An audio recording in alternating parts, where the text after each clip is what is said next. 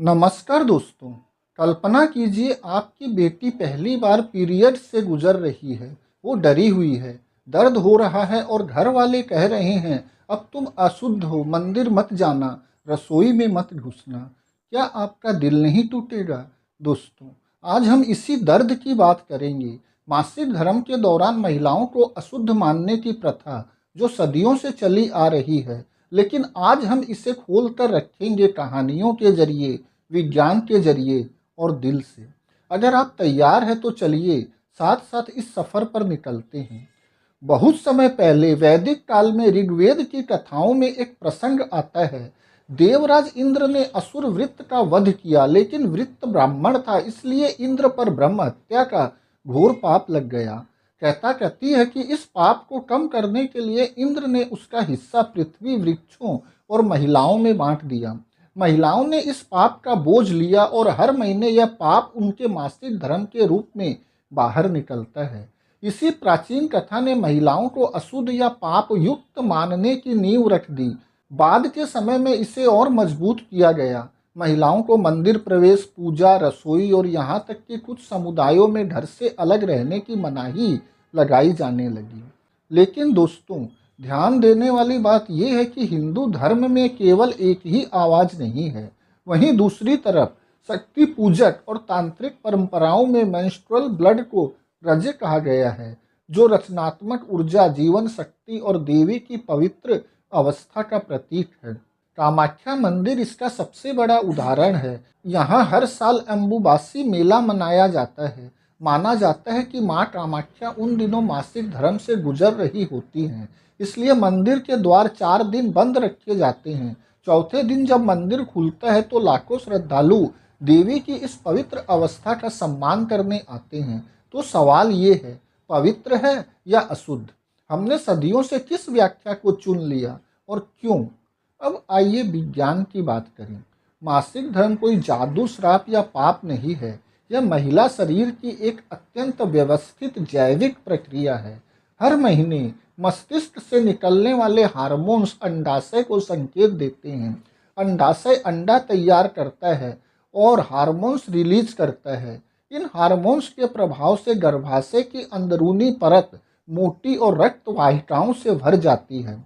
यह तैयारी इसलिए की जाती है ताकि अगर अंडे का निषेचन हो जाए तो विकसित होने वाले भ्रूण को पोषण और सुरक्षा मिल सके। जब गर्भधारण नहीं होता तो हार्मोन का स्तर गिरता है। इससे रक्त वाहिकाएं सिकुड़ती है, ऊतक मरने लगते हैं और गर्भाशय से बाहर निकल जाते हैं। यही मासिक रक्त है। यह रक्त सामान्य सिराओं का खून है। इसमें एंडोमेट्रियल टिश्यू और म्यूकस होता है। इसमें कोई बैक्टीरिया, विष या इम्प्यूरिटी नहीं होती जो दूसरों को प्रभावित कर सके। पूरी प्रक्रिया महिला शरीर को स्वस्थ रखने का एक तरीका है। डॉक्टर एस गर्ग और डॉक्टर टी आनंद के 2015 के व्यापक अध्ययन में साफ लिखा गया है, scientifically the actual cause of menstruation is ovulation followed by missed chance of pregnancy. Therefore, there seems no reason for this notice to persist that menstruation women are impure. आधुनिक चिकित्सा विज्ञान पूरी तरह इस बात की पुष्टि करता है कि मासिक धर्म स्वास्थ्य का संकेत है, न कि अशुद्धि का। फिर भी हम क्यों मान रहे हैं इन सदियों पुरानी कथाओं को?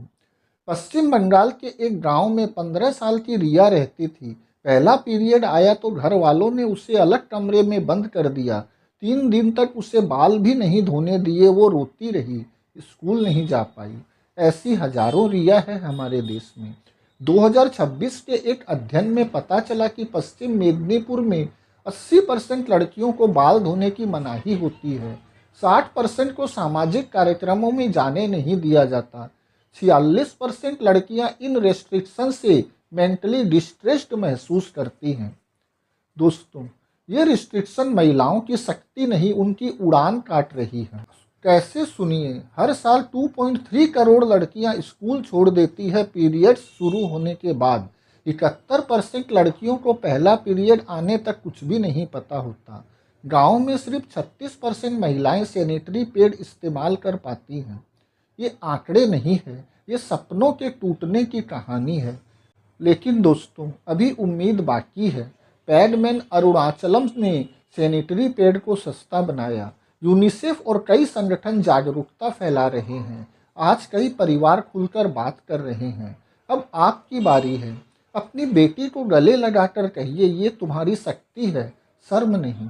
अपने बेटे को सिखाइए कि पीरियड्स कोई गंदगी नहीं, नेचुरल प्रोसेस है। दोस्तों, जिस दिन हम अपनी बेटियों को शर्माने की बजाय गर्व करने को कहेंगे, उसी दिन सच्ची आज़ादी आएगी।